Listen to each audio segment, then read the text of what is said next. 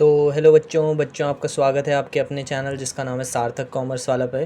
तो अभी हम अपना चैप्टर कवर कर रहे थे जिसका नाम है मार्केटिंग मैनेजमेंट। और इस वीडियो के अंदर जो कि हमारा पार्ट 2 है, इसके अंदर हम कवर करने वाले हैं फंक्शंस ऑफ मार्केटिंग और साथ ही साथ मार्केटिंग मिक्स के बारे में थोड़ा सा हम व्यू लेने वाले हैं इस वीडियो के अंदर। और काफ़ी टाइम हो गया, थोड़ी वीडियो नहीं आ रही थी, एक हफ़्ता हो गया शायद, तो कुछ पर्सनल वर्क के कारण यार मैं वीडियो अपलोड नहीं कर पा रहा था। लेकिन अब कॉन्टीन्यूअसली हम, क्योंकि काफ़ी आगे हैं इस सेशन के बच्चों के हिसाब से बोलो तो हमारा सिलेबस, क्योंकि ये हमारा सेकंड लास्ट चैप्टर है तो कोई वरी नहीं है इसमें हमारे लिए। मार्केटिंग मैनेजमेंट का आज हम जो टॉपिक करने वाले हैं उसका नाम है फंक्शंस ऑफ मार्केटिंग।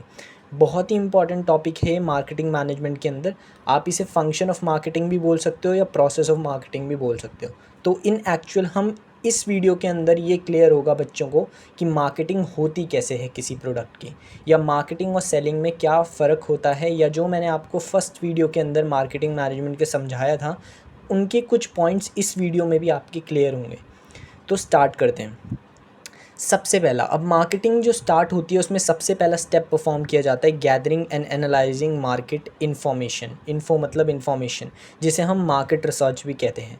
यानी कि मार्केटिंग प्रोसेस के अंदर जो सबसे पहला स्टेप परफॉर्म किया जाता है किसी भी मार्केटर द्वारा, वो किया जाता है gathering and analysing market information. यानी कि इकट्ठा करना और एनालाइज करना मार्केट से इन्फॉर्मेशन को, यानी कि एक मार्केट रिसर्च करना। अब मैंने फर्स्ट वीडियो के अंदर, जहाँ पे पार्ट 1 अगर आपने नहीं देखा है तो प्लीज़ डिस्क्रिप्शन में पूरी प्लेलिस्ट बनी हुई है और कॉन्जिक्यूटिवली टॉपिक्स की वीडियोस उसमें डली हुई हैं 1 बाय 1, तो आप जाके उसको गो थ्रू कर सकते हैं। तो मैंने पिछली वीडियो में ये बताया था कि मार्केटिंग एक प्री प्रोडक्शन और पोस्ट प्रोडक्शन प्रोसेस होता है, जबकि सेलिंग जो होता है ना वो एक पोस्ट प्रोडक्शन प्रोसेस होता है। यानी कि सेलिंग तब की जाती है जब प्रोडक्ट बना दिया जाता है, इसलिए उसे पोस्ट प्रोडक्शन कहते हैं। लेकिन ये जो मार्केटिंग है ना, ये प्री प्रोडक्शन भी है, प्रोडक्ट के प्रोडक्शन होने से पहले से ही स्टार्ट हो जाता है और प्रोडक्शन होने के बाद भी चलता रहता है। अब यहाँ पे उसका एक प्रूफ देखो कि मार्केटिंग का पहला स्टेप ही क्या है, मार्केट रिसर्च करना। और मैंने फर्स्ट वीडियो के अंदर आपको ये सेम टू सेम लाइन से समझाया था कि मार्केटिंग एक ऐसा प्रोसेस है जिसमें सिर्फ मार्केटर का मेन मोटिव प्रोडक्ट को बेचना नहीं है, प्रोडक्ट बनाना उस हिसाब से है जिस हिसाब से कस्टमर्स की नीड है मार्केट के अंदर। तो इसीलिए पहला स्टेप इसके अंदर क्या है, मार्केट रिसर्च, या जिसको इलेबोरेट करके हम बोल देते हैं gathering and analysing market information. तो पहले स्टेप में क्या किया जाता है, मार्केट रिसर्च की जाती है कि कंज्यूमर की नीड्स एंड वांट्स क्या हैं, कंज्यूमर क्या प्रोडक्ट चाहता है, कंज्यूमर कौन सा प्रोडक्ट चाहता है। तो पहले इसकी पूरी रिसर्च की जाती है और सारी इन्फॉर्मेशन को गैदर किया जाता है कि कंज्यूमर कैसा प्रोडक्ट चाहता है, क्या उसमें वो चाहता है, कितना प्राइस चाहता है। तो पूरी रिसर्च की जाती है मार्केटिंग के पहले स्टेप के अंदर, जिसे हम मार्केट रिसर्च भी बोलते हैं। तो मार्केट रिसर्च की जाती है पहले स्टेप के अंदर, जिसके अंदर ये देखा जाता है कि कंज्यूमर की नीड्स एंड वांट्स क्या हैं, कंज्यूमर की ज़रूरतें क्या हैं, कंज्यूमर कैसा प्रोडक्ट चाहता है, और उसी बेसिस पे एक प्रोडक्ट को सिलेक्ट किया जाता है। लेकिन जब मार्केट रिसर्च की जा रही होगी तो आपको नहीं लगता क्या कि मल्टीपल्स ऑफ प्रोडक्ट्स आएंगे मार्केटर के सामने।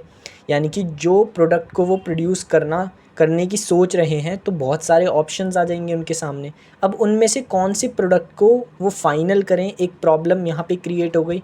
तो इसी मार्केट रिसर्च के अंदर ये भी डिसीजन ले लिया जाता है, किसकी हेल्प से, जिसे हम कहते हैं स्वॉट एनालिसिस। तो जब मार्केट रिसर्च की जाती है तो सबसे पहले तो ये आइडेंटिफाई किया जाता है मार्केट में रिसर्च करके कि कंज्यूमर की क्या नीड्स एंड वांट्स हैं। और जब कंज्यूमर की ज़रूरतों को आपने पता लगा लिया, उसके बेसिस पे अब आपको बहुत सारे ऑल्टरनेटिव्स मिल जाएंगे कि कौन कौन सा प्रोडक्ट कि आप मार्केटिंग कर सकते हो। अब उनमें से एक प्रोडक्ट को आपको फाइनल करना पड़ेगा, तो उसका भी सल्यूशन आप पहले स्टेप के अंदर ही निकालते हो थ्रू स्वॉट एनालिसिस। हम स्वॉट एनालिसिस, अब जितने भी हमारे पास ऑल्टरनेटिव्स होंगे जिन प्रोडक्ट की हम मार्केटिंग करने की सोच रहे हैं, जो कंज्यूमर की नीड्स एंड वांट्स के अकॉर्डिंग हमने सिलेक्ट किए हैं। अब multiples of products of course आ सकते हैं, हमारे पास चॉइस आ सकती है। अब हम किसको चुने, कौन सा प्रोडक्ट बेस्ट है, तो इसके लिए मार्केटर द्वारा स्वॉट एनालिसिस किया जाता है। स्वॉट एनालिसिस का मतलब क्या होता है, S for strength, W for weakness, O for opportunity and T for threat. यानी कि जितने भी प्रोडक्ट्स या जितने भी ऑल्टरनेटिव्स ऑफ प्रोडक्ट्स आपके सामने हैं, उन सब की आप स्ट्रेंथ चेक करोगे कि इनकी स्ट्रेंथ क्या है, उस प्रोडक्ट की वीकनेस क्या है, उस प्रोडक्ट में फ्यूचर में कितनी अपॉर्चुनिटी है, और उस प्रोडक्ट को अगर वो प्रोड्यूस करते हैं तो कितने थ्रेट्स आ सकते हैं। तो जिस प्रोडक्ट की स्ट्रेंथ और अपॉर्चुनिटीज़ ज़्यादा होती हैं हमेशा मार्केटर उसी प्रोडक्ट को फाइनल करता है। ठीक है, तो स्वॉट एनालिसिस के थ्रू ये सब चीज़ें चेक की जाती हैं जिसमें स्ट्रेंथ के बेसिस पे वो अपनी अपॉर्चुनिटीज़ को ग्रैब करते हैं और वीकनेस के बेसिस पे वो अपने थ्रेट्स के लिए स्ट्रैटेजीज़ बनाते हैं। तो ऑल एंड ऑल पहला जो पॉइंट होता है या पहला स्टेप जो मार्केटिंग प्रोसेस के अंदर परफॉर्म किया जाता है वो होता है मार्केट रिसर्च। अब आप समझ चुके होंगे कि क्यों मैं मार्केटिंग को प्री प्रोडक्शन प्रोसेस कहता था, क्योंकि अभी प्रोडक्ट डिसाइड नहीं हुआ है लेकिन मार्केटिंग प्रोसेस स्टार्ट हो चुका है। यानी कि मार्केटिंग का मतलब है कि कस्टमर की नीड्स को पूरा करना, और कस्टमर की नीड्स को पूरा करने के लिए प्रोडक्ट बनाने से पहले ये सोचना भी पड़ता है कि कस्टमर को या कंज्यूमर को क्या प्रोडक्ट चाहिए, और उस प्रोडक्ट को फाइनलाइज करने के लिए स्वॉट एनालिसिस भी किया जाता है मार्केट रिसर्च के अंदर। तो सबसे पहले तो क्या होता है मार्केटिंग के अंदर मार्केट रिसर्च की जाती है, यानी कि ये डिसाइड किया जाता है कि कंज्यूमर की नीड्स एंड वांट्स क्या हैं और उन नीड्स एंड वांट्स के बेसिस पे कौन से प्रोडक्ट को फाइनल करें। अब यहाँ पे प्रोडक्ट पूरी रिसर्च कर ली, पूरी तरीके से कौन सा प्रोडक्ट बनाना है ये सोच लिया। अब सेकंड स्टेप होता है मार्केटिंग का मार्केट प्लानिंग। अब मार्केट प्लानिंग क्या होता है भैया? मार्केट प्लानिंग का मतलब है, अब ऑफ कोर्स है मार्केटर मार्केटिंग कर रहा है तो उसको मार्केटिंग प्रोसेस को परफॉर्म करने का कोई ना कोई ऑब्जेक्टिव होगा। बिल्कुल होगा सर। कोई भी चीज़ अगर हम करते हैं तो उसका कुछ ना कुछ ऑब्जेक्टिव होता है, यानी कि उससे हम कुछ हासिल करना चाहते हैं। और आप अब इतना आप पढ़ चुके हो कि प्लानिंग एक ऐसा फंक्शन होता है जिसके थ्रू हम अपने ऑब्जेक्टिव्स तक पहुंचते हैं। तो मार्केटर जो होता है ना वो कुछ प्लान्स बनाता है मार्केटिंग के गोल को अचीव करने के लिए। तो वो सेकंड स्टेप है मार्केट प्लानिंग। मार्केट प्लानिंग का मतलब है कि मार्केटिंग के थ्रू एक मार्केटर जो ऑब्जेक्टिव्स अचीव करना चाहता है उन ऑब्जेक्टिव्स को अचीव करने के लिए वो कुछ प्लानिंग करते हैं, और वही हमारा सेकंड स्टेप होता है जिसे हम कहते हैं मार्केट प्लानिंग। तो मार्केट प्लानिंग का मतलब है कि मार्केटिंग के ऑब्जेक्टिव्स को अचीव करने के लिए इसके अंदर सेकंड स्टेप में प्लानिंग की जाती है। अब मार्केटर द्वारा कुछ प्लान्स बनाए जाते हैं गोल को अचीव करने के लिए। अब ये प्लान्स कैसे हो सकते हैं? प्लान्स मतलब कि हम किस तरीके से अपना प्रमोशन करेंगे जो प्रोडक्ट हमने फ़ाइनल किया है पहले स्टेप के अंदर, या हम किस तरीके से एडवर्टाइज़ करेंगे, ठीक है, किस तरीके से हम पैकेजिंग करेंगे। तो ये भी जो सारी प्लानिंग होती है, ये सब चीज़ें जो होती हैं, ये सारी मार्केट प्लानिंग सेकंड स्टेप के अंदर एक मार्केटर द्वारा फाइनल की जाती है, डिसाइड की जाती है। अब मार्केटिंग के ऑब्जेक्टिव को अचीव करने के लिए प्लानिंग भी कर ली। अब जो प्रोडक्ट पहले स्टेप में फ़ाइनल किया था उसकी प्रोडक्ट की डिज़ाइनिंग और डेवलपमेंट किया जाता है थर्ड स्टेप के अंदर। यानी कि अब प्रोडक्ट को क्या किया जाएगा? डिज़ाइन किया जाएगा। अब ये प्रोडक्ट डिज़ाइनिंग और डेवलपमेंट स्टेप के अंदर क्या किया जाता है? तो अब यहाँ पे डिसीज़न लिए जाते हैं रिलेटेड टू प्रोडक्ट डेवलपमेंट। अब यहाँ पे जो प्रोडक्ट, अब पहले स्टेप में प्रोडक्ट तो फाइनलाइज़ कर लिया, लेकिन क्या वो प्रोडक्ट को एज इट इज़ मार्केट में बेच सकते हैं? नहीं, क्योंकि आप उस प्रोडक्ट कैटेगरी में आपके बहुत से कॉम्पिटिटर्स होंगे। अब उन कॉम्पिटिटर्स से अगर आपको फ़ाइट करना है तो आप अपने प्रोडक्ट में कुछ डिज़ाइन उसका डिफरेंट करोगे या ऐसी कुछ चीज़ें लाओगे, ऐड ऑन करोगे जिससे आप अपने कॉम्पिटिटर्स से अलग नज़र आओ मार्केट के अंदर। ठीक है, तो उसके लिए प्रोडक्ट डिज़ाइनिंग और डेवलपमेंट का स्टेप किया जाता है। तो अब प्रोडक्ट डिज़ाइनिंग में क्या किया जाता है? प्रोडक्ट को इस तरीके से डिज़ाइन किया जाता है कि जो मार्केट कर रहे हैं वो जिस प्रोडक्ट की, उनका प्रोडक्ट कॉम्पिटिटर्स के प्रोडक्ट से ज़्यादा बेहतर लगे। ठीक है, अब प्रोडक्ट डिज़ाइनिंग में क्या क्या चीज़ें की जाती हैं कि प्रोडक्ट की क्वालिटी कैसी होनी चाहिए, किस तरीके से उसकी पैकेजिंग करें, क्या उसकी अलग अलग शेप्स होनी चाहिए। तो प्रोडक्ट को इस तरीके से डिज़ाइन किया जाए कि कॉम्पिटिटर्स जो हैं उनके साथ, उनसे, उनकी ही उसमें फ़ील्ड में उनसे कैसे वो बेहतर प्रोडक्ट बना सकें। तो थर्ड स्टेप में मार्केटिंग के क्या किया जाता है? प्रोडक्ट को इस तरीके से डिज़ाइन और डेवलप किया जाता है कि वो अपने कॉम्पिटिटर्स से आगे निकल सकें कॉम्पिटिशन के अंदर। अब प्रोडक्ट को बढ़िया तरीके से डिज़ाइन भी कर लिया थर्ड स्टेप में और उसे डेवलप कर लिया बहुत बढ़िया तरीके से। अब फोर्थ स्टेप में स्टैंडर्डाइजेशन और ग्रेडिंग की जाती है। अब स्टैंडर्डाइजेशन का मतलब क्या होता है? नाम में ही आ रहा है स्टैंडर्ड। स्टैंडर्डाइजेशन का मतलब होता है कि क्वालिटी स्टैंडर्ड्स को मेंटेन रखना। अब जितना अच्छी क्वालिटी मेंटेन रहेगी किसी भी प्रोडक्ट की, उतना ज़्यादा लोगों या कस्टमर्स का भरोसा उस पर बढ़ता जाएगा, जिससे कस्टमर उस पर्टिकुलर प्रोडक्ट पे क्या रखेंगे? यूनिफॉर्म रहेंगे। ठीक है, जैसे एप्पल का फ़ोन है, कस्टमर्स को पता है कि ये बहुत महंगा है, फिर भी कस्टमर्स उसको ख़रीदते हैं क्योंकि उसकी क्वालिटी इतनी बेहतरीन है कि कस्टमर्स उसको वैल्यू देने के लिए तैयार हैं जितना प्राइस का वो फ़ोन है। तो स्टैंडर्डाइजेशन का मतलब होता है फोर्थ स्टेप में जब आप मार्केटिंग प्रोसेस हो चल रहा होता है तो फोर्थ स्टेप में प्रोडक्ट की अब स्टैंडर्ड पे ध्यान दिया जाता है। और स्टैंडर्ड किस चीज़ का स्टैंडर्ड? क्वालिटी का स्टैंडर्ड। तो स्टैंडर्डाइजेशन का मतलब है क्वालिटी का स्टैंडर्ड को मेंटेन करना, ताकि आप यूनिफॉर्मिटी अचीव कर सको कस्टमर्स में, कस्टमर्स यूनिफॉर्म हो जाएं। और साथ ही साथ ग्रेडिंग पे भी ध्यान दिया जाता है। अब ग्रेडिंग का मतलब क्या होता है? ग्रेडिंग का मतलब क्लासिफिकेशन ऑफ प्रोडक्ट्स, यानी कि जो आप प्रोडक्ट बना रहे हो उसमें भी अलग अलग क्लासिफिकेशन होनी चाहिए। जैसे कि इसका मैं आपको एक साधारण सा एग्जांपल देता हूँ। जैसे पीनट बटर्स होते हैं। अब आप देखते हो पीनट बटर में एक क्लासिक पीनट बटर होता है, चॉकलेट पीनट बटर होता है, ठीक है। फिर उसके आगे जो एक्स्ट्रा प्रोटीन वाला होता है। तो आप देखते हो जिस तरीके से इनकी क्लासिफिकेशन होती है उस तरीके के इनके प्राइजेज़ होते हैं, है ना। जैसे ब्रेड्स देखिए आपने, एक होती है हमारी सिंपल ब्रेड जिसे हम कहते हैं सैंडविच ब्रेड, उसका प्राइस कम होता है। ब्राउन ब्रेड होती है, अब देखो ये ग्रेडिंग ही तो ही, ब्राउन ब्रेड, सैंडविच ब्रेड और इसके अलावा मल्टीग्रेन ब्रेड। तो जैसे जैसे ग्रेडिंग उतना ही प्राइस बढ़ता है। तो ग्रेडिंग का मतलब होता है क्लासिफिकेशन लाना अपने प्रोडक्ट्स में, यानी कि वैरायटीज़ लाना। अब वैरायटीज़ जो लाना वो किसके बेस पे? शेप के बेस पे, साइज़ के बेस पे या क्वालिटी के बेस पे। Grading is necessary where standardisation is not strictly followed. Grading वहाँ पे बहुत ज़्यादा ज़रूरी हो जाती है जहाँ पे स्टैंडर्डाइजेशन को स्ट्रिक्टली फॉलो नहीं किया जाता। एक एग्जांपल से समझाता हूँ, जैसे एप्पल हो गया। अब एप्पल में आपने कभी देखा है कि बहुत ज़्यादा ग्रेडिंग की गई हो? आप देखोगे एप्पल्स में, एप्पल के फ़ोन में बहुत ज़्यादा ग्रेडिंग नहीं होती। जैसे कि 12 प्रो, 13 प्रो, 14 प्रो मैक्स। तो आप ज़्यादातर ये देखते हो कि वो अपडेट करते हैं बस फ़ोन को। ज़्यादा उनकी प्राइस में ना कुछ अंतर नहीं है, यानी कि उनका जो सबसे सस्ता फ़ोन होगा वो भी शायद 30-40 या 50 हज़ार से शुरू होता है। अब सस्ते हो रहे हैं क्योंकि वो आगे आगे और लाए जा रहे हैं अपने। लेकिन जैसे आप एमआई देखो, अब एमआई में आप देखो, एमआई में आपको 5,000 का फ़ोन भी मिल जाएगा, 6 का भी, 7 का भी, 8 का भी, 9 का भी, 11 का भी, 15 का भी, 19 का भी, 27 का भी, 30 का भी। तो ये होती है ग्रेडिंग। अब क्योंकि एमआई जो है ना वो अपने स्टैंडर्डाइजेशन पे इतना स्ट्रिक्टली फॉलो नहीं करता, इसीलिए वो ग्रेडिंग पे ज़्यादा भरोसा करता है। और एप्पल जो है वो अपनी क्वालिटी को इतना हाईएस्ट स्टैंडर्ड पे रखता है कि उसे ज़्यादा ग्रेडिंग की ज़रूरत नहीं पड़ती।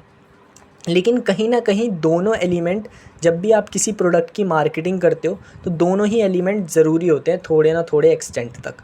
इसलिए आप देखोगे कि ऐसा भी नहीं है कि एप्पल सिर्फ एक ही फ़ोन बनाता हूँ एक ही मॉडल का, और ऐसा भी नहीं है कि एमआई सिर्फ सस्ते ही बनाता हूँ महंगे भी बनाता है। तो इसका मतलब स्टैंडर्डाइजेशन और ग्रेडिंग दोनों एलिमेंट ही काफ़ी ज़रूरी हैं। और मार्केटिंग के अंदर चौथे स्टेप में, अब तीसरे स्टेप में क्या किया था, प्रोडक्ट को डिज़ाइन और डेवलप कर लिया था बढ़िया तरीके से, जिससे कॉम्पिटिटर्स से आप कॉम्पीट कर सको। अब फोर्थ स्टेप में स्टैंडर्ड मेंटेन किया जाएगा उसी प्रोडक्ट का, उसकी क्वालिटी को और इंक्रीज़ किया जाएगा और उस प्रोडक्ट में और ज़्यादा वैरायटीज़ लाई जाएंगी, यानी कि क्लासिफिकेशन रखी जाएगी।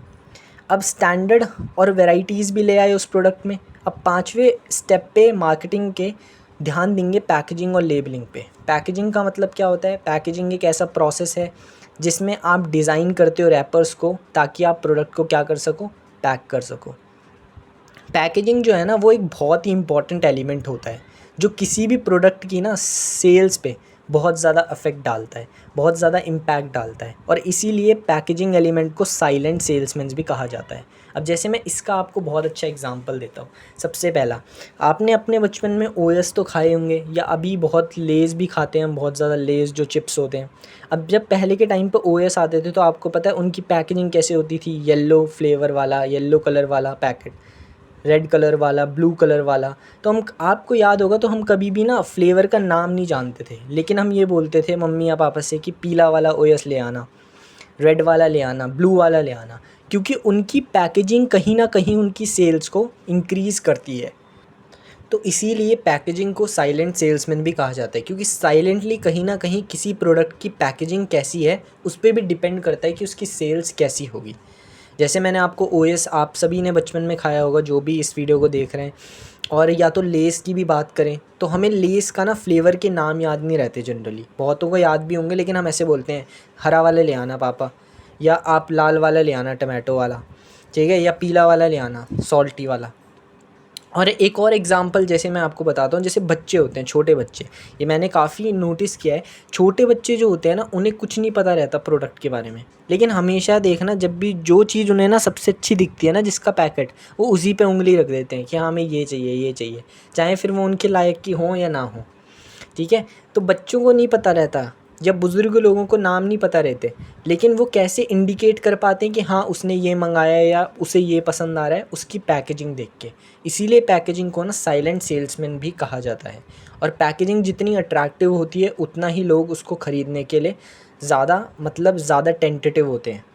ठीक है, तो कहीं ना कहीं पैकेजिंग क्या बढ़ाती है, सेल्स को भी बढ़ाती है। अब यहाँ पे आपको लग रहा होगा कि मैं फंक्शंस को इतना इलेबोरेट करके क्यों समझा रहा हूँ, क्योंकि ये जब आप आगे पढ़ोगे product mix, marketing mix, place mix, ये सब जब आप एलिमेंट, तो उसके अंदर भी आपकी ये टर्म्स आने वाली हैं कि पैकेजिंग क्या होता है, लेबलिंग क्या होता है, ये सब एलिमेंट्स आने वाले, तो फिर मुझे बाद में समझाने की ज़रूरत नहीं पड़ेगी। तो फंक्शंस भी इससे आपके ज़्यादा क्लियर हो जाएंगे और साथ ही साथ इनकी डेफिनेशन भी बहुत अच्छे से क्लियर हो जाएगी। अब पैकेजिंग पे तो ध्यान दिया, साथ ही साथ इसमें लेबलिंग पे भी ध्यान दिया जाता है। अब लेबलिंग क्या होते हैं उसके बारे में भी हम यहाँ डिस्कस करेंगे। तो जो all and all fifth step जो होता है उसमें पैकेजिंग और लेबलिंग पे ध्यान दिया जाता है प्रोडक्ट की। अब लेबलिंग क्या होता है, तो लेबलिंग का मतलब होता है इन्फॉर्मेटिव पार्ट ऑफ पैकेजिंग। आपने देखा होगा जो पैकेजिंग होती है उस पर बहुत सारी इन्फॉर्मेशन दी होती है, या आप ये भी कह सकते हो जो एक्सटेंसिव इन्फॉर्मेशन दी होती है किसी भी प्रोडक्ट के ऊपर लिखी हुई, वही लेबलिंग होती है कि वो कहाँ कहाँ से अप्रूव्ड है। जैसे FSSAI आपने देखा होगा हर जगह साइन होता है, ठीक है, जो भी हमारे कंजम्पशन से रिलेटेड, या इंग्रेडिएंट क्या डले हैं उसमें, कितना शुगर है, कितना कार्बोहाइड्रेट है, याद होगा लेस के पैकेट्स में भी होता है, हर चीज़ में होता है। तो वो सारा जो भी इन्फॉर्मेशन दी गई होती है एक पैकेजिंग के ऊपर किसी भी प्रोडक्ट की, वो लेबलिंग होती है। तो फिफ्थ स्टेप में जब अब मार्केटिंग की जाती है किसी भी प्रोडक्ट की, तो उसमें फिफ्थ स्टेप में पैकेजिंग और लेबलिंग की जाती है प्रोडक्ट की। अब पैकेजिंग और लेबलिंग करने के बाद सिक्स स्टेप में उसकी ब्रांडिंग की जाती है। ब्रांडिंग मतलब उस प्रोडक्ट को एक स्पेशल नाम देना। और ब्रांड नेम जो होता है ना, वो बेसिकली ब्रांड नेम ही लोगों की आंखों में चमक जाता है, वही लॉयल्टी गेन करता है एक्चुअल में। जैसे कि अब लेकिन यहाँ पे भी दो चीज़ें होती हैं। अब कुछ कुछ कंपनीज़ क्या करती हैं, अपने प्रोडक्ट्स को स्पेसिफिक ब्रांड नेम से बेचती हैं, और कुछ कुछ कंपनीज़ अपने प्रोडक्ट को अपने कंपनी नेम से ही बेचती हैं। जैसे कौन सी ऐसी कंपनीज़ हैं जो अपने कंपनी नेम पे ही बेचती हैं, जैसे सोनी हो गई, LG हो गई, तो इनके जितने भी प्रोडक्ट्स हैं वो ये अपने कंपनी के नाम पे ही बेचते हैं। लेकिन कुछ कंपनीज़ अपने प्रोडक्ट्स के ही अलग ब्रांड रख देती हैं। जैसे स्कूटीज़ की अगर मैं बात करूँ, तो स्कूटी में जैसे होंडा है, अब होंडा की एक्टिवा है, तो किसी भी बच्चे को ये याद नहीं रहता कि वो होंडा ब्रांड की स्कूटी है। सब ये बोलते हैं कि हमने एक्टिवा ख़रीद ली, या जैसे हमने जुपिटर ख़रीद ली। अब किसी को ये याद नहीं है कि जुपिटर एक्चुअली में TVS कंपनी की स्कूटी है, लेकिन क्योंकि उसका जो ब्रांड है ना वो हमारे आँखों में इतने हाईलाइट हो जाता है कि हम स्कूटी को उसके ब्रांड नेम से याद रखते हैं, ना कि उसकी कंपनी से। तो ऐसी कुछ दो टाइप्स के प्रोडक्ट्स होते हैं, यानी कि ब्रांडिंग डिपेंड करता है कि कोई किस तरीके से रखना चाहता है। कुछ कुछ कंपनीज़ क्या करती है, अपने कंपनीज़ के नाम से ही अपने प्रोडक्ट का ब्रांड नेम रखती हैं, और कुछ कुछ कंपनीज़ अपने प्रोडक्ट का स्पेसिफिक नेम रखती हैं जो लोगों की नज़रों में लॉयल्टी गेन करता है। जैसे एक्टिवा हो गया, जुपिटर हो गया। अब स्कूटीज़ के ब्रांड नेम हैं, अब लोग इनको इनके ब्रांड नेम से याद रखते हैं, ना कि इनके कंपनी के नाम से। तो ये ब्रांड नेम कहीं ना कहीं लॉयल्टी गेन कर लेता है। तो सिक्स स्टेप में एक प्रोडक्ट की ब्रांडिंग की जाती है, यानी कि उससे एक स्पेशल नाम दिया जाता है जो लॉयल्टी गेन करता है मार्केट के अंदर। अब ब्रांडिंग भी कर दी उस प्रोडक्ट की। अब सेवन्थ स्टेप, अब ये सेवन्थ स्टेप के बारे में मैं एक चीज़ बताना चाहूँगा। वैसे ये सेवन्थ स्टेप जो होता है ये पुरानी बुक्स में ब्रांडिंग के बाद है, लेकिन नई बुक्स में ये आखिरी पॉइंट है। और जनरली लॉजिकली अगर मैं बोलूँ तो ये आखिरी पॉइंट ही होना चाहिए, जो है कस्टमर सपोर्ट सर्विस। लेकिन जिन बच्चों की बुक में ये ब्रांडिंग के बाद है वो भी कंफ्यूज ना हो, और जिनकी बुक में ये सबसे लास्ट पॉइंट है उनको तो बिल्कुल ही कंफ्यूज होने की ज़रूरत नहीं है। कस्टमर सपोर्ट सर्विस, अब ये जनरली पॉइंट लॉजिकली ना ये पॉइंट होना चाहिए था लास्ट में। कस्टमर सपोर्ट सर्विस, जिसे आप सिंपल भाषा में आफ्टर सेल सर्विस भी कहते हो, कि जब एक प्रोडक्ट बिक जाता है तो उसके बाद कैसी सर्विसेज दी जा रही हैं। क्योंकि एक बिज़नेस में ना हमेशा कस्टमर जो है वो किंग पिन होता है मार्केट के अंदर, यानी कि एक बिज़नेस के लिए कस्टमर ही उसका देवता है। अब कस्टमर को प्रोडक्ट सिर्फ बेचने के बाद ही नहीं हो जाता काम ख़त्म वहाँ पे एक बिज़नेस का। अब प्रोडक्ट के बाद उसे कैसी आफ्टर सेल सर्विस दी जा रही है कस्टमर को, उसके बेसिस पे भी ना कस्टमर ये देखता है कि अगली बार इस ब्रांड की चीज़ लेनी है या नहीं लेनी। जैसे जब भी अगर मान लो आप किसी भी कंपनी की वॉशिंग मशीन ख़रीदते हो, अब उसके बाद डिलीवरी उन्होंने 2-3 दिन लेट कर दी, आप उनके कस्टमर केयर पे कॉल कर रहे हो, वो फ़ोन नहीं उठा रहे, तो ये सारी जो आफ्टर सेल सर्विस हैं अगर ये अच्छी नहीं लगती ना कस्टमर को, तो कस्टमर यूनिफॉर्म नहीं रहता उस ब्रांड से, ये याद रखना। अब ये पॉइंट आप मेरे हिसाब से आप इसको 12th पॉइंट पे शिफ्ट कर दो, क्योंकि ये 7th पे उतना वैलिड नहीं है। लेकिन मैंने समझा आपको अभी दिया, तो कुछ बच्चे कंफ्यूज ना हो, किसी किसी की बुक में ब्रांडिंग के बाद है और किसी किसी की बुक में लास्ट पॉइंट है आफ्टर सेल सर्विस का, और लॉजिकली मेरे हिसाब से भी ये लास्ट पॉइंट ही होना चाहिए, आफ्टर सेल सर्विस। तो ब्रांडिंग के बाद जो मैं अब पढ़ाने वाला हूँ 8वां पॉइंट, वो आएगा वैसे कायदे से, ठीक है।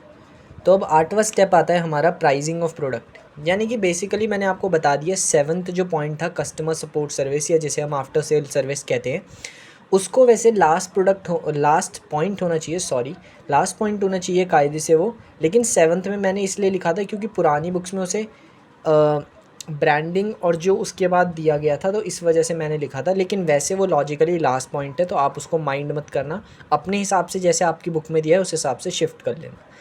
लेकिन ब्रांडिंग के बाद डायरेक्ट ना क्या किया जाता है, प्राइसिंग ऑफ प्रोडक्ट किया जाता है, यानी कि अब वो जो प्रोडक्ट की पूरी ब्रांडिंग हो गई, डिज़ाइनिंग हो गई, पैकेजिंग हो गई, लेबलिंग हो गई, सब हो गई, अब उस प्रोडक्ट का प्राइस रखा जाएगा, उस प्रोडक्ट का इस पॉइंट में प्राइस सेट किया जाएगा स्टेप 8 के अंदर। और प्राइस सेट किया जाएगा बहुत सारे फैक्टर्स को मद्देनज़र रखते हुए, जैसे कि कॉम्पिटिटर्स जो हैं उनका प्राइस क्या है उस प्रोडक्ट का, प्रोडक्शन कॉस्ट कितनी है उसके बेस पे प्राइस रखेंगे, अगर डिमांड ज़्यादा है तो प्राइस ज़्यादा। तो मतलब इस पॉइंट में प्रोडक्ट अब बन गया है, बस उसका प्राइस सेट किया जाएगा कि कितने में उसे बेचा जाए, और उसे जो प्राइस उसका सेट किया जाएगा वो बहुत से फैक्टर्स को मद्देनज़र रखते हुए किया जाएगा, इवेल्युएट करते हुए किया जाएगा।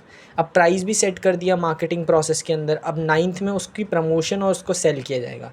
अब प्रोडक्ट पूरी तरीके से प्रिपेयर हो गया, उसका प्राइस भी सेट हो गया, लेकिन प्रोडक्ट को प्रमोशन भी तो करना पड़ेगा, तभी तो वो फ्लरिश होगा, उसके बारे में लोगों को जानकारी मिलेगी। तो लोगों से कम्युनिकेट करना ही एक तरीके से प्रोडक्ट का प्रमोशन करना होता है। अब कम्युनिकेट कैसे करती है कोई भी ब्रांड या कोई भी कंपनी अपने प्रोडक्ट को, एडवर्टीज़मेंट के थ्रू, या उसे पर्सनल सेल करेगी, या उसकी पब्लिसिटी करेगी, या उसका सेल्स प्रमोशन करेगी। तो यहाँ पे प्रमोशन सेलिंग में क्या किया जाता है, अब प्रोडक्ट का प्राइस भी फाइनलाइज हो गया, तो 9th स्टेप में उसे प्रमोट किया जाएगा इन प्रमोशन टूल्स की हेल्प से। अब वो डिपेंड करता है कि कंपनी किस प्रमोशन टूल की हेल्प लेगी, और जब उसका प्रमोशन करेगी तो उसकी सेल्स भी होने लगेगी, तो which means promotion and selling होगा 9th स्टेप। अब प्रमोशन भी कर दिया, सेलिंग भी उसकी करना स्टार्ट कर दिया, अब 10th स्टेप में उसका डिस्ट्रीब्यूशन किया जाएगा, फिज़िकल डिस्ट्रीब्यूशन। डिस्ट्रीब्यूशन का मतलब जब आप प्रमोट करेंगे जब आप प्रमोट करेंगे प्रोडक्ट को और उसको बेचने की कोशिश करेंगे, तो अब आपको बेचने के लिए उसका डिस्ट्रीब्यूशन भी तो करना पड़ेगा, क्योंकि अभी तो प्रोड्यूसर के पास है ना गुड, अब प्रोड्यूसर पहले डिस्ट्रीब्यूट करेगा उस रिटेलर्स तक, तो फिज़िकल डिस्ट्रीब्यूशन करना पड़ेगा। तो फिज़िकल डिस्ट्रीब्यूशन के अंदर डिस्ट्रीब्यूट किया जाता है उन गुड्स एंड सर्विसेज को जो अब पूरी तरीके से तैयार हो चुके हैं और जिनका प्रमोशन सब कर दिया गया है। और इस फिज़िकल डिस्ट्रीब्यूशन स्टेप के अंदर डिसीज़न लिए जाते हैं कि किन चैनल्स की हेल्प से हम अपने प्रोडक्ट को डिस्ट्रीब्यूट करेंगे रिटेलर्स तक, ठीक है, या होलसेलर्स तक। तो फिज़िकल डिस्ट्रीब्यूट में ये सोचा जाता है कि कैसे उस प्रोडक्ट को जिसका प्रमोशन किया था 9th स्टेप में, उसको डिस्ट्रीब्यूट किया जाएगा अलग अलग पार्टीज़ तक। अब जब 10th स्टेप में ये सोच लिया कि कैसे डिस्ट्रीब्यूशन करेंगे, तो डिस्ट्रीब्यूशन करने के बाद ये डिसाइड किया जाएगा कि किस ट्रांसपोर्टेशन, यानी कि किस माध्यम से उसका ट्रांसपोर्टेशन किया जाएगा, यानी कि अब जिन डिस्ट्रीब्यूटर्स तक उन्हें पहुंचाया जाएगा उन तक पहुंचाने के लिए किस माध्यम के थ्रू उसे प्रोडक्शन प्लेस से कंजम्पशन प्लेस पे पहुंचाया जाएगा। बहुत ही सिंपल सी चीज़ है, ऑफकोर्स है कि जिस जगह पे उस प्रोडक्ट को बनाया जाता है उसे उसकी प्रोडक्शन प्लेस कहा जाता है, वहाँ पे तो वो बिकेगा नहीं, उसे कहाँ पहुँचाना पड़ेगा, कंजम्पशन प्लेस तक, जहाँ उसे कंज्यूम करेंगे लोग। और इन दोनों के बीच के गैप को कवर करने का काम किस एलिमेंट का होता है, ट्रांसपोर्टेशन। तो 11th स्टेप होता है ट्रांसपोर्टेशन, यानी कि उस प्रोडक्ट को डिस्ट्रीब्यूट किस ट्रांसपोर्टेशन मीडियम के थ्रू करें वो डिसाइड किया जाता है इस स्टेप के अंदर, क्योंकि बहुत सारे मोड्स हैं ट्रांसपोर्टेशन के, by water, by air, by road, ठीक है। तो किस बेस पे आप ट्रांसपोर्टेशन करोगे अपने प्रोडक्ट का और किस बेस पे आप उसे प्रोडक्शन प्लेस से कंजम्पशन प्लेस तक पहुंचाओगे, वो डिसाइड किया जाता है ट्रांसपोर्टेशन के अंदर। और इनमें भी बहुत सारे फैक्टर्स को देखते हुए ही, कंपेयर करते हुए ही मीडियम को चूज़ किया जाता है। अब मीडियम भी चूज़ कर लिया कि किस तरीके से आप ट्रांसपोर्ट करोगे। अब ट्रांसपोर्ट तो कर लोगे आप, लेकिन कभी कभार आप खुद ही सोचो, जब जैसे ट्रांसपोर्टेशन किया जाता है, मान लो ट्रक्स में लोड होके सामान को पहुंचाया जा रहा है एक स्टेट से दूसरे स्टेट में। अब एक स्टेट से दूसरे स्टेट तक पहुंचाने के लिए ट्रैवलिंग करनी पड़ेगी, उसमें ऐसा तो नहीं है कि एक दिन में ही पहुंच जाएंगे वो उस रिटेलर्स तक जो दूसरे स्टेट में हैं, बीच में रोकने भी पड़ेंगे ट्रक्स। तो अब वो जो माल उनके पास होगा जो ट्रांसपोर्टेशन कर रहे हैं लोग, तो उसको मेंटेनेंस कहाँ की जाएगी, स्टोरेज एंड वेयर हाउसेज़ में। तो ये जो मेंटेनेंस की जो सुविधाएं हैं, फैसिलिटीज़ हैं, स्टोरेज और वेयर हाउसेज़, ये जो प्रोड्यूसर्स हैं वो पहले से ही अरेंज करके रखते हैं। अब जैसे बहुत से प्रोड्यूसर्स होते हैं, उनके हर स्टेट में अपने गोडाउन्स होते हैं या वेयर हाउसेज़ होते हैं, क्योंकि उन्हें पता है कि ऐसी कंडीशन ज़रूर आएगी कि जब वो ट्रांसपोर्टेशन करेंगे तो एक ही दिन में उनका ट्रांसपोर्टेशन पूरा नहीं हो सकता। ज़रूरी नहीं है, बहुत बार हो भी जाएगा लेकिन बहुत बार नहीं भी होगा। और ऑफ कोर्स है कि गुड्स को जब प्रोटेक्ट करना है तो उनकी प्रॉपर मेंटेनेंस करनी पड़ेगी, और मेंटेनेंस करने के लिए उनका स्टोरेज में उन्हें स्टोर करके रखना बहुत ज़रूरी है। ठीक है, तो 12th स्टेप होता है कि स्टोरेज इन वेयर हाउसेस। ठीक है, अब अगर मैं यहाँ पे आपको एक चीज़ बता देता हूँ, वैसे यहाँ पे हमारा पूरा मार्केटिंग का प्रोसेस है, जिसे हम कहते हैं फंक्शंस ऑफ मार्केटिंग, पूरी तरीके से ख़त्म हो चुका है। लेकिन अब मैं आपको बताता हूँ कि जो मैंने स्टेप आपको 7th कराया था, कस्टमर सपोर्ट सर्विस, वो ना इसके बाद आना चाहिए था। यानी कि अगर मैं उसको वहाँ से रिप्लेस करके इस पॉइंट के बाद डाल दूँ तो वो 12th पॉइंट बन जाता और ये 11th होता, और इससे पहले वाले सारे एक एक डिक्लाइन हो जाते अपने आप में। क्योंकि देखो, अब स्टोर कर दिया तो उसके बाद अब तो प्रोडक्ट पहुंचा ही दिया ना कस्टमर्स तक, अब उसके बाद मैटर करती है कि आफ्टर सेल सर्विस कैसी करती है वो कंपनी जो मार्केटिंग कर रही है उस प्रोडक्ट की। ठीक है, और आफ्टर सेल सर्विसेज के बेसिस पे हम बोलते हैं कि मार्केटिंग एक प्री प्रोडक्शन और पोस्ट प्रोडक्शन प्रोसेस है। प्री प्रोडक्शन इसलिए क्योंकि मार्केट रिसर्च की जाती है प्रोडक्शन करने से पहले, और पोस्ट प्रोडक्शन इसलिए कि जब बेच दिया सामान को फिर भी मार्केटिंग प्रोसेस चल ही रहा है आफ्टर सेल सर्विस स्टेप के अंदर। ठीक है, तो ये हमारा पूरा फंक्शंस ऑफ मार्केटिंग था। थोड़ा टाइम टेकन ज़रूर हमने लिया, लेकिन मेरे को लगता है काफ़ी अच्छे से आप सबको समझ आ गया होगा। और यार प्लीज़, बीच में मैं बोल रहा हूँ कि मेहनत बहुत लगती है हाथ से नोट्स बनाने में और इसको आपको समझाने में और बिल्कुल क्वालिटी तरीके से समझाने में। तो प्लीज़ यार वीडियो को लाइक कर दिया करो, चैनल को सब्सक्राइब कर दिया करो और अपने दोस्तों के साथ शेयर कर दिया करो। यार तुम्हें तो यार एक क्लिक करना है, उसमें कोई मेहनत नहीं जाती, लेकिन ये नोट्स, इस क्वालिटी के नोट्स बनाने में, इस तरीके से समझाने में बहुत टाइम जाता है, बहुत एफर्ट्स जाते हैं और बहुत ज़्यादा मेहनत लगती है, हार्ड वर्क लगता है। और कॉन्टीन्यूसली वीडियो डालता हूँ यार। देखो, अभी तक ऐसा कोई अप्रेजल नहीं आया तुम्हारी तरफ से, जो भी बच्चे देख रहे हैं। मैं ऑफकोर्स बहुत ही ज़्यादा गॉड ग्रेस है मेरे पे कि जितने थोड़े भी देखते हैं तो कोई नहीं, अभी तो स्टार्टिंग है चैनल की। ज़रूर ग्रो करेगा चैनल अगर मैं कंटेंट अच्छा बनाता रहूँगा।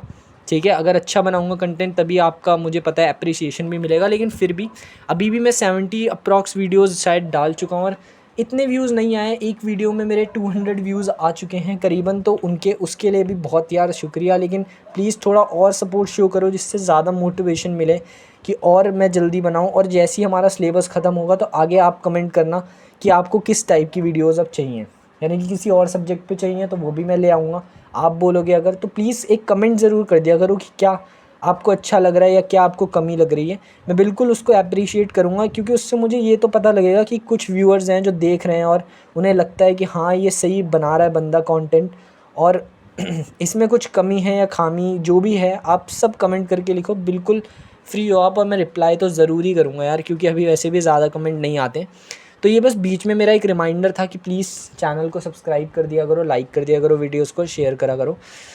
अब हम कंटिन्यू करते हैं। तो फंक्शंस ऑफ मार्केटिंग हमारे हो गए क्लियर। इसके बाद अब आता है हमारा मार्केटिंग मिक्स। एक टॉपिक आता है मार्केटिंग मिक्स। अब ये चैप्टर है क्योंकि काफ़ी लेंदी, और मैं ना देखो यहाँ पे देख नहीं रहा हूँ कि डिलीटेड टॉपिक्स क्या हैं, तो मैं आपको जनरली ना सारे ही टॉपिक पढ़ा दे रहा हूँ, क्योंकि ये चैप्टर ऐसा है जिसमें कुछ कुछ डिलीटेड टॉपिक में से भी आ जाता है कभी कभी।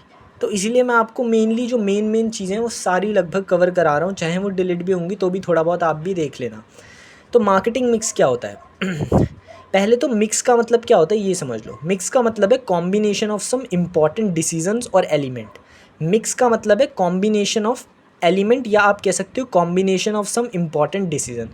इसीलिए ये जो मार्केटिंग मिक्स नाम का कॉन्सेप्ट है ना, इसका मतलब होता है दैट बेसिकली मार्केटिंग मिक्स का मतलब है कि मार्केटिंग करने के लिए जितने भी मोस्ट इम्पॉर्टेंट एलिमेंट्स होते हैं उनका कॉम्बिनेशन को ही हम मार्केटिंग मिक्स कहते हैं।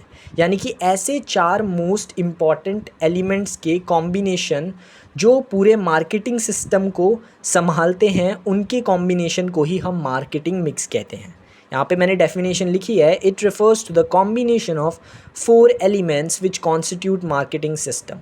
यानी कि मार्केटिंग मिक्स का मतलब है मार्केटिंग सिस्टम को चलाने वाले वो सबसे 4 इम्पॉर्टेंट एलिमेंट्स का कॉम्बिनेशन ही मार्केटिंग मिक्स कहलाता है। तो मार्केटिंग मिक्स मतलब कि बेसिकली मार्केटिंग सिस्टम को पूरी तरीके से कॉन्स्टिट्यूट करने के लिए जो 4 एलिमेंट्स होते हैं उनके कॉम्बिनेशन को ही हम मार्केटिंग मिक्स कहते हैं। और मार्केटिंग मिक्स को हम इक्वल्स टू 4 पीस भी कहते हैं, क्योंकि वो 4 एलिमेंट 4 पीस होते हैं हमारे। तो ये भी कहा जाता है कि मार्केटिंग मिक्स इज़ 4 पीस या आर 4 पीस। 4 पीस का मतलब 4 PS, इसका मतलब ये नहीं है 4 पीसेस, इसका मतलब है 4 पीस, ठीक है। 4 P, 4 P मतलब first price, second products, third promotion और फोर्थ प्लेस।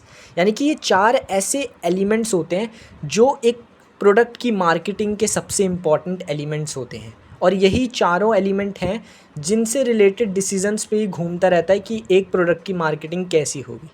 प्राइस हो गया, प्रोडक्ट हो गया, प्रमोशन हो गया, प्लेस।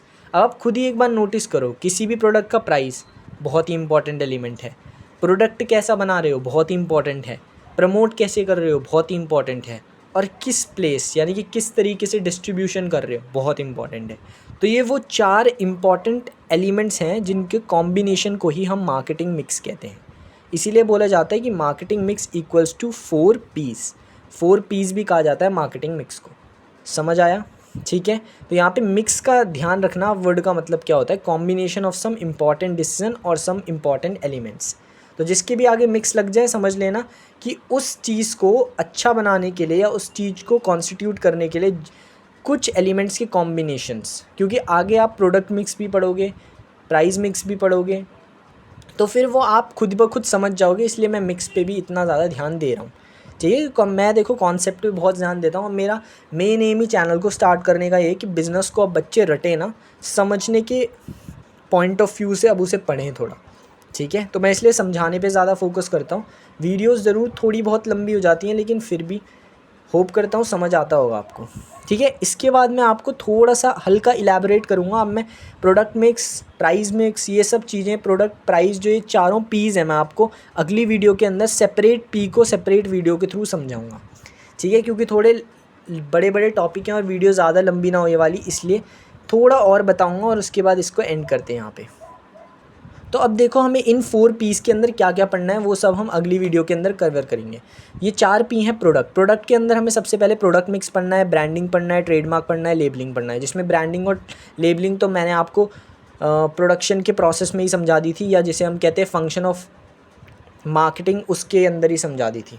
ठीक है, तो मार्केटिंग के प्रोसेस और मार्केटिंग के फंक्शंस में ही समझा दी थी ये 2 चीज़ें तो, लेकिन फिर भी हम चारों को करेंगे फर्स्ट पी के अंदर कवर। सेकंड पी यानी कि प्राइस के अंदर हम 2 चीज़ें पढ़ने वाले हैं, प्राइस मिक्स और फैक्टर डिटरमाइन प्राइस। तो ये 2 चीज़ों को कवर करेंगे। थर्ड पी यानी कि प्रमोशन के अंदर हम चारों प्रमोशन टूल्स को पढ़ने वाले हैं, advertising, personal selling, sales promotion, public relation. और फोर्थ पी यानी कि प्लेस के अंदर हम चैनल ऑफ डिस्ट्रीब्यूशन और फैक्टर डिटरमाइनिंग द चैनल्स, इनको पढ़ने वाले हैं। और इन सारे पीस को, पर्टिकुलर पीस को मैं आपको एक सेपरेट वीडियो में समझाऊंगा। यानी कि अगली वीडियो में आपको प्रोडक्ट के बारे में बताऊंगा और ये चारों चीज़ें, उसके अगली जो आएगी उसमें प्राइस के बारे में, उसके अगली में प्रमोशन और उसके अगली में प्लेस। ठीक है, तो होप करता हूँ यार वीडियो आपको पसंद आई होगी तो प्लीज़ फिर से बोल रहा हूँ, वीडियो को लाइक कर दो यार। आपको सिर्फ एक क्लिक करना होता है, उसमें आप प्लीज़ थोड़ा आलसी मत दिखाओ। अगर अच्छी लगती है थोड़ी भी वीडियो तो, और मेहनत को थोड़ा पूरी देखो वीडियो, तब आपको समझ आएगा। अप्रिशिएट करो और सब्सक्राइब करो यार चैनल को, और साथ साथ अपने दोस्तों के साथ भी शेयर करो। अगर आपको लगता है कि हाँ, बिज़नेस को और अच्छा पढ़ाने वाला भी कोई अभी आने लग गया है यूट्यूब में, तो प्लीज़ अपने दोस्तों को भी शेयर करो। ठीक है, ओके बाय, थैंक यू।